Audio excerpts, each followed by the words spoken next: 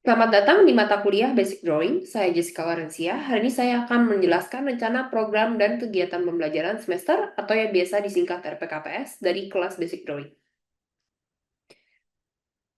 Berikut adalah RPKPS dari mata kuliah Basic Drawing dengan kode FG512. Koordinator dari mata kuliah ini adalah Bapak Ahmad Arif dan tim pengajar kelas ini adalah Bapak Ahmad Arif, Pak Yulio, dan saya sendiri Jessica Warensia. RPKPS ini telah diperiksa dan disetujui oleh pihak-pihak yang berwenang, yaitu Bapak Ahmad Arif selaku koordinator, Bapak Kus Sudarsono selaku Ketua Program Studi Film, serta Ibu Edelin dari Biro Penjaminan Mutu Internal. Mata kuliah ini merupakan bagian dari kurikulum wajib untuk mahasiswa semester 1 di Program Studi Film Universitas Multimedia Nusantara. Mata kuliah ini menjadi fondasi sebelum mahasiswa belajar gambar bergerak lebih lanjut di semester-semester berikutnya. Mata kuliah ini akan mengajarkan menggambar, mulai dari teknik dasar seperti arsir, proporsi, perspektif, hingga menggambar anatomi manusia. Tujuannya adalah untuk membangun kepekaan visual dan keterampilan observasi yang baik, yang nantinya akan sangat penting dalam produksi film dan animasi. Berikut adalah rincian capaian pembelajaran dan capaian pembelajaran mata kuliah dari kelas ini. Untuk capaian pembelajaran lulusan, mata kuliah ini berkontribusi langsung pada pengembangan kompetensi lulusan program studi film di level 6 KKNI. Dua hal utama yang dicapai adalah, yang pertama, mahasiswa diharapkan mampu memproduksi gambar bergerak atau produk turunannya dengan memanfaatkan perkembangan teknologi, serta mampu berinovasi. Yang kedua, mahasiswa mampu menyampaikan informasi dan mempresentasikan ide, hasil kajian, penelitian, dan keterampilan dalam bidang gambar bergerak secara verbal dan nonverbal kepada pihak-pihak terkait dalam forum formal maupun informal. Selanjutnya, untuk capaian pembelajaran mata kuliah atau CPMK, setelah mengikuti dan menyelesaikan mata kuliah ini, mahasiswa diharapkan mampu menggambar berbagai objek dengan menggunakan teknik arsir yang sesuai. Lalu mahasiswa juga diharapkan bisa menyampaikan ide-idenya secara visual melalui gambar yang proporsional dan disusun dengan komposisi dan teknik yang sesuai. Kemampuan ini termasuk dalam kategori keterampilan tingkat C3 atau penerapan.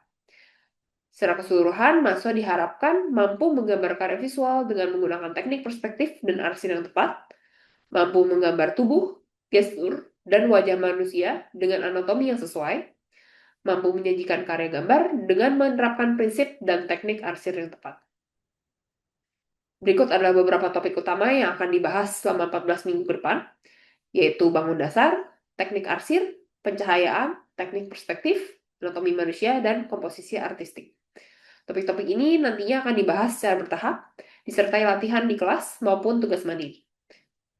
Untuk kelas ini, mahasiswa diwajibkan hadir tepat waktu dan mengikuti minimal 11 kali perkuliahan, dan penilaian akhir mahasiswa terdiri dari UTS dengan bobot 20%, UAS bobot 25%, dan tugas 55%.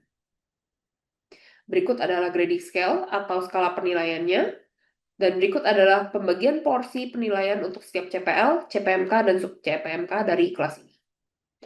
Lalu untuk referensi utama serta pendukung bisa dilihat di sini. Berikutnya kita akan masuk ke rencana kegiatan mingguan. Minggu pertama kita akan latihan gambar dasar seperti garis lurus, garis lengkung, lingkaran, dan bentuk sederhana lainnya. Di minggu kedua kita akan latihan menggambar bangun dasar seperti kubus, bola, tabung, kerucut, dan piramid. Lalu minggu ketiga akan pengenalan dan latihan teknik arsir. Minggu keempat menggambar objek benda dengan karakteristik dan tekstur yang berbeda. Minggu kelima hingga ketujuh berturut-turut mempelajari perspektif 1 titik hilang, 2 titik hilang, dan 3 titik hilang. Lalu setelah UTS, pada minggu ke-8 kita akan menggambar wajah manusia. Minggu ke-9 adalah anatomi. Minggu ke-10 menggambar anatomi tubuh bagian atas. Minggu ke-11 anatomi tubuh bagian bawah. Minggu ke-12 gesture drawing. Minggu ke-13 manusia secara utuh dan pakaian. Minggu ke-14 asistensi dan finalisasi karya. Lalu, dalam RPKPS ini juga terdapat rincian tugas beserta indikator penilaian, dan file ini sudah diupload ke e-learning untuk dapat dicek kembali jika dibutuhkan. Terakhir, berikut adalah bagan dari bagaimana capaian mata kuliah ini bisa diharapkan tercapai. Sekian paparan saya terkait RPKPS dari kelas Basic Drawing. Selamat siang semuanya, selamat datang di kelas Basic Drawing. Ya, kita akan mulai kelasnya. Saya share screen dulu ya guys. Oke, kita akan masuk ke materi minggu kelima ya, yaitu one point perspektif. Harapan dari pertemuan kali ini, kalian bisa menggambar menggunakan teknik perspektif dan arsir yang sesuai. Materi arsir kan sudah diajarkan ya di minggu-minggu sebelumnya. Jadi harapannya sih tidak dilupakan ya, jadi tetap dipraktekkan di yang kali ini juga.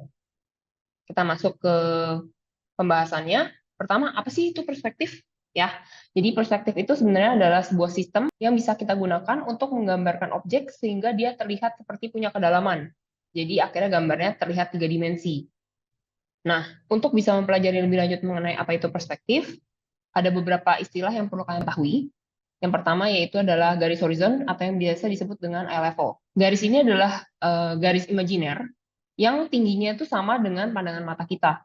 Nah, semua titik hilang itu nanti akan berada di garis horizon. Ya, jadi kalau misalnya kalian bayangin, misalnya ini pandangan mata kalian, dia tuh akan sejajar sama mata kalian. Gitu. Jadi misalnya kayak gini, dan dia tuh akan sejajar. Kalau kalian pegang garis, terus kalian pastiin penggarisnya itu nggak ada bagian atas atau bawahnya, berarti itu horizon kalian tuh berada di situ, kayak gini. Nah, waktu kalian menggambar, basically kan kalian menerjemahkan apa yang kalian lihat ke dalam kertas ya. Nah, bidang ini adalah area pandang kalian, seperti itu ya.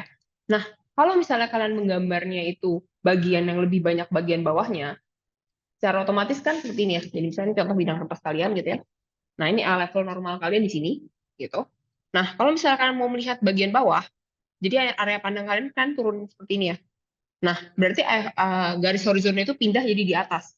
Jadi basically kalau kalian mau menggambar bagian yang banyak malah terlihat bagian atasnya, jadi seperti kalian sudah melihat ke bawah, garis horizonnya harus kalian letakkan di bagian atas kertas seperti ini. Gitu. Tapi kalau misalnya kalian mau memperlihatkan bagian yang lebih banyak seperti mengadah ke atas, jadi misalnya ada burung gitu ya, kalian mau memperlihatkan bagian bawahnya si burung gitu. Ini basically kayak gini ya tadi ya pandangan kalian, terus kalian menengadah ke atas.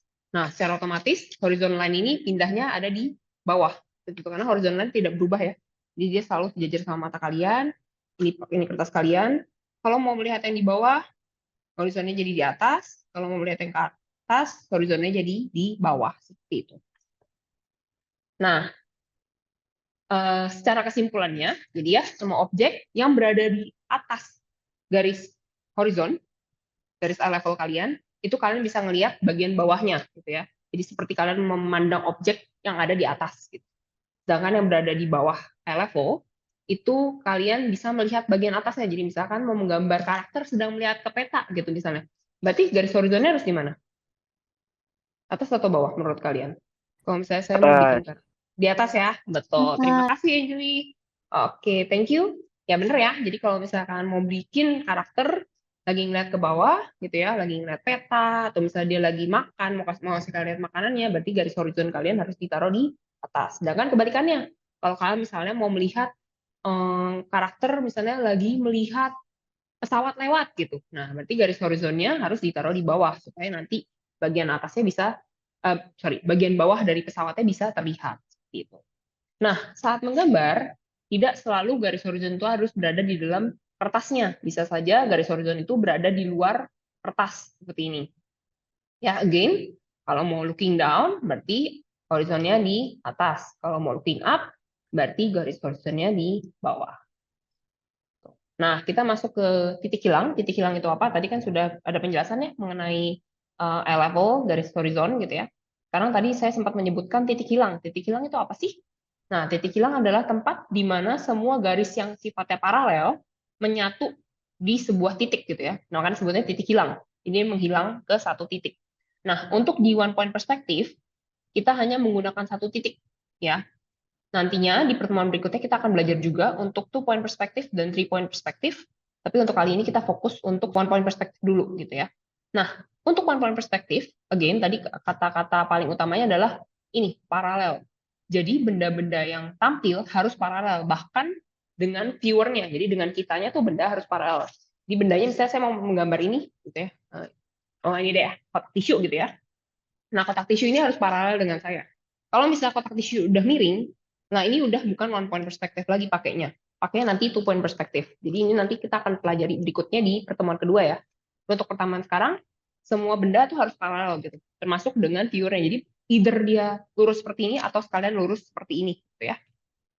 Paralel dengan kita. Seperti itu. Nah, ini bisa lihat contohnya ya, bisa di dalam gambar si dapur ini gitu ya, semuanya diletakkannya paralel nih. Si kulkasnya tetap sejajar sama meja dapurnya gitu ya, tidak diletakkan miring atau serong seperti itu. Nah, sama ini berikut ada contoh-contoh lainnya ya, gedung-gedungnya semuanya paralel, tidak ada yang miring gitu ya. Bahkan sampai gambar interior pun juga sama. Kalau untuk menggunakan one point perspective, ya ini one point perspective, titiknya di sebelah sini nih. Semoga mau saya kelihatan ya. Yaitu dia one point perspective-nya di situ. Oke. Nah, ada beberapa rules untuk bisa menggambarkan one point perspective. Yang pertama, tadi karena bendanya sejajar paralel dengan kita, gitu ya, maka garis horizontal akan selalu menjadi horizontal sempurna. Jadi ini akan sejajar dengan bidang kertas kalian. Dan garis vertikal juga akan sempurna, perfect, lurus sesuai dengan bidang gambar kalian. Garis lainnya, ya selain horizontal dan vertikal, dia akan mengacu ke titik hilangnya. Seperti itu. Jadi contoh yang benar adalah contoh yang ada di sebelah kiri ya, tidak di sebelah kanan. Kalau kalian lihat sebelah kanan kan bagian belakangnya nih mencong nih, dia nggak horizontal perfect, nggak vertikal perfect gitu ya. Nah itu adalah contoh yang salah. Nah kita akan coba mulai kali ya, kita coba ambil kertas. Ya, kita akan mencoba gambar terlebih dahulu 3 box menggunakan satu titik hilang. Saya akan ganti share screen-nya, saya karena ini online, saya gunakan Photoshop ya guys, tapi kalian boleh menggunakan kertas dan pensil. Namun saya bebaskan juga kalau misalnya kalian mau pakai tab atau apapun. Nah, oke. Kita mulai ya. Jadi pertama, tadi yang perlu dibuat adalah apa? Level ya, atau garis horizon. Kita akan coba dulu bikin satu garis aja lurus. Misalnya anggap saja pandangan mata saya di sini, level saya. Gitu ya. Berarti kalau ini rada atas, gimana guys? Berarti kalau bendanya saya taruh di bawah, yang kelihatan adalah tampak atas atau bawah? Kalau di sini? Atas. Betul, ya. Kalau ditaruh di sini, jadi yang kelihatan adalah bagian atasnya. Kalau saya ditaruh sini kotaknya, berarti yang terlihat adalah bagian bawahnya. Kasih Jem. Oke, kita lanjut ya, kita coba ya. Jadi misalnya nih, saya mau bikin kotak di sini. Saya pilih dulu titik hilangnya mau di mana. Misalnya saya pilih titik hilangnya di sini ya. Saya coba aja sama-sama kita taruhnya di tengah dulu. Jangan terlalu pinggir. Jadi misalnya titik hilang saya. Nah, sambil diikuti ya. Nanti kalau ada yang ketinggalan, silakan angkat tangan aja atau langsung ngomong. Oke, kita coba ya bikin kotak. Nah, sebelum kita bikin kotak, coba ada yang tahu nggak kalau kubus itu ada berapa sisi sih? 4. Yakin? 4. Kubus loh. Salah guys. 1, 2, 3, 4, 5, 6. 6. Yes. Oh, ya, 6 sisi ya, 6 sisi. Oke, kita mulai ya. Kita bikin sisi yang pertama dulu, sisi depan ya, yang paling gampang gitu kan. Kalau kita bikinnya flat kan pasti kita bikinnya sisi yang tampak paling dekat sama kita. Kita bikin sisi depannya dulu, kita bikin kotak aja. Kita bikin kotaknya seperti itu. Nah, tadi ya, kalau untuk garis horizontal kita akan buat horizontalnya perfect nih, sama dengan bidang kita nih. Garis vertikal juga vertikalnya perfect. Nah, untuk garis lainnya, kita akan tarik ke titik hilang. Jadi misalnya dari sini, kita tarik. Gitu. Sama, untuk semua sisi kita tarik dulu. Tarik. Tarik. Nah, ini kita sudah bikin satu sisi. Nah, kita mau bikin sisi lainnya nih.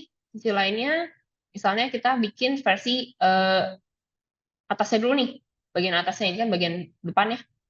Kita bikin bagian atasnya, kita bikin kedalamannya. Jadi ini udah dapat satu, kita bikin yang kedua, tinggal tarik aja. Tadi kalau garis horizontal harus perfect horizontal.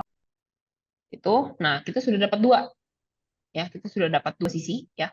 Jadi ini sisi 1. Ini kalau saya coret-coret, ya, coret-coret coba. Ini tuh, ya ini tuh bagian 1 gitu ya. Terus yang ini tuh bagian 2 seperti itu. Ya. Nah, kita lanjut. Nah, setelah kita dapat kedalamannya, berarti kan sama ya, sisi yang sini juga pasti kedalamannya sama nih. Jadi ini kita tinggal tarik doang garis, seperti ini. Ya, kurang garis. Seperti ini. Nah, jadi itu udah dapat 3 nih. Sisi 1 depan, sisi atas, dan sisi kanan. Ya, kita udah dapat 3 sisi nih. Masih sisa 3 sisi lainnya ya. Nah, 3 sisi lainnya sama nih. Kalau misalnya paralel, kotak depan sama kotak belakang kan harusnya sama ya. Jadi ini tinggal dari titik yang ini yang sudah kita temukan. Jadi basically kalau again bisa kotak tisu ini, kita udah gambar ini, dan gambar bagian sini gitu ya. Nah, sekarang yang kita perlu bikin adalah misalnya sisi belakangnya. Nah, ini kan sejajar nih. Jadi otomatis titik yang ini sama dengan titik yang ini.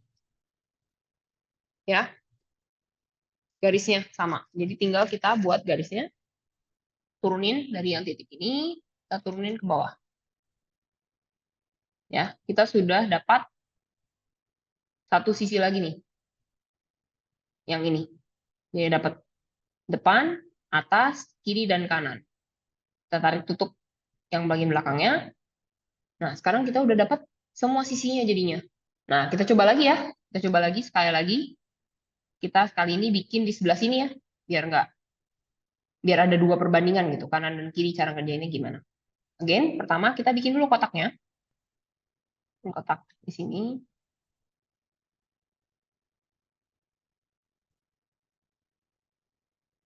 Oke, bikin kotak. Terus again ditarik ke titik hilang.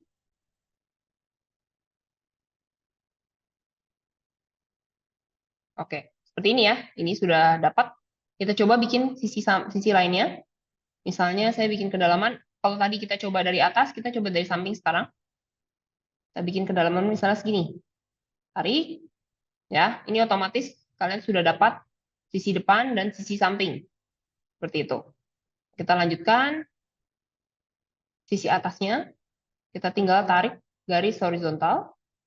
Sama dengan yang bagian bawahnya. Tarik garis horizontal. Ya. Terus kita lanjutkan, tarik garis vertikal. Berhasil deh, dapat lagi satu kubus. Ada yang bingung? Aman ya? Yes. Kita akan lanjutkan ke activity 2, yaitu untuk menggambar benda nyata ya. Kalau tadi kita baru bikin box, sekarang saya akan menjelaskan cara membuat si meja ini. Ya, nanti ini kalian boleh kerjakan, dilanjutkan ya. Nanti setelah itu kalian boleh difoto, dikumpul di e-learning. Kita mungkin coba teliti dulu kali ya. Kan tadi kan kita sudah menggambar nih si boxnya gitu ya. Kalau kita coba teliti dari gambar yang ada, bener nggak sih ini one point perspektif gitu ya. Nah ini kalian sebenarnya bisa lihat ya, semua garis yang horizontal, perfect horizontal. Nih, perfect horizontal, ya, perfect horizontal semua nih. Berarti udah bener ya tadi teorinya. Gitu. Lalu kita coba cek juga yang garis vertikal. Apakah sudah benar? Perfect vertikal, yes, sorry. Perfect vertikal, seperti itu. Semua perfect vertikal ya, sudah benar. Nah, sekarang kita cek apakah benar dia sudah mengacu ke satu titik hilang yang sama. Jadi kalau kalian perhatiin ini bagian yang miring ini nih, apakah dia akan menyatu ke titik yang sama? Kalau dilihat, sepertinya titik hilangnya di sekitar sini nih. Ya, ini perkiraan doang nih. Kita coba tes ya. Dikit lagi. Ya, mungkin situlah. Nah, kita coba tes ya. Kita tarik garis. Ya, sepertinya benar ya ke titik yang ini ya. Kita coba tes. Ini apakah ditarik ke sini? Tuh benar ya, garisnya sejajar ya. Ini juga tarik. Sejajar. Ini juga. Dan yang ini juga. Ya, benar ya, berarti ya. Ini sudah one point perspektif seperti itu. Nah, berarti kita sekarang coba nih. Kalau kita gambar ulang. Nah, kita buka range window. Kecilin aja referensi kita. Oops, kecilan. Oke, kita coba bikin ya. Ini saya hide dulu yang ini. Oke, kita coba bikin di sini. Kita bikin dulu tadi pertama apa garis horizonnya ya. Horizonnya di sini, titik hilangnya tadi di tengah. Nah, kita coba bikin dulu bagian paling dekat kita dulu nih, paling gampang. Ya, kita buat kotaknya. Kurang lebih aja ukurannya.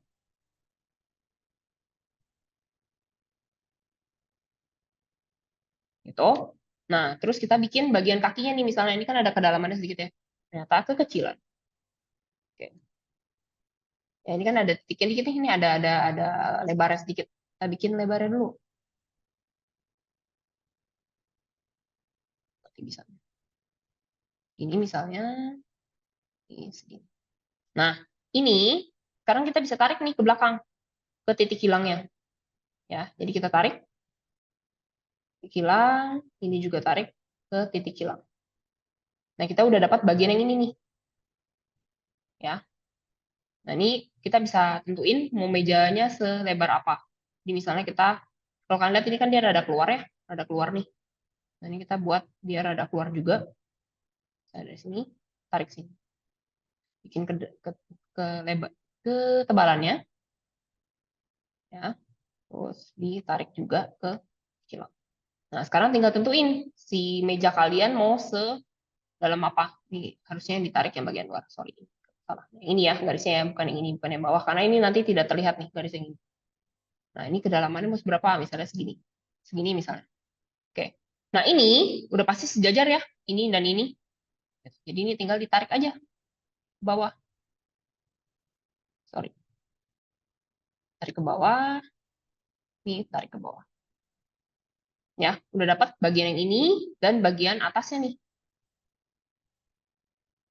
Semoga kalian nggak bingung ya dengan garis-garisnya. Oke, kita lanjut ya. Nah, kalau kalian lihat lagi nih, bagian penutupnya ini tuh ada jarak juga nih. Ada jarak dikit banget. Saya coba warnain ya. Warnain biru deh, biar kelihatan. Itu ada jarak dikit banget. Oke, dia ada jarak segini gitu. Nah, sama. Berarti kita lakukan juga di bagian yang ini. Kita kasih jarak aja. Dari meja ini, dari panjangnya si meja ini, ya, kayak mungkin dia ada jarak segini gitu. Ini sama, kita tambahin dikit. Terus tarik garis. Ya, ini udah dapat yang berikutnya. Kalau mau kalian sejajarin, tarik aja garis horizonnya. Seperti itu. Jadi kita udah dapat bagian dalamnya juga nih. Ya. Ini kayaknya kalau membingungkan, kita bisa tipisin. Ya, kita tipisin. Kita bikin real garisnya nih.